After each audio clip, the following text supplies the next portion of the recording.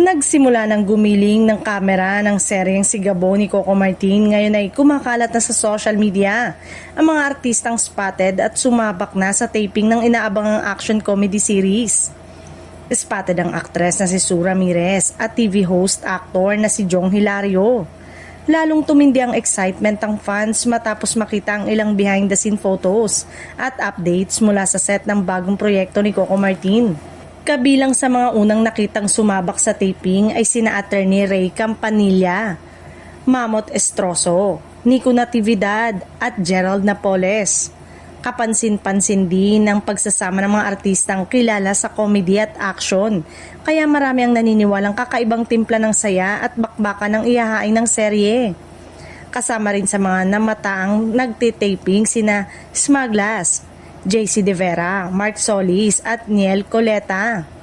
Marami ang natuwa dahil tila pinagsama-sama sa Sigabo ang ilan sa mga artistang may natural na chemistry pagdating sa comedy at action scene.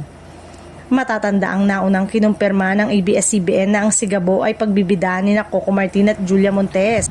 At tampok dito ang halo ng action, romance at comedy. Ayon mismo kay Coco, karamihan sa cast ay may background sa comedy kaya mas magiging magaan at kakaiba ang bawat misyon at kwento kada linggo. Dahil sa sunod-sunod na sightings ng mga artistang sumasabak sa taping, mas lalong nabubuo ang intriga kung sino-sino pa ang magiging bahagi ng malaking proyekto. Maraming netizen ang naghihintay kung may iba pang bigating pangalan mula sa kapamilya at maging kapuso stars na posibleng mapabilang sa serye.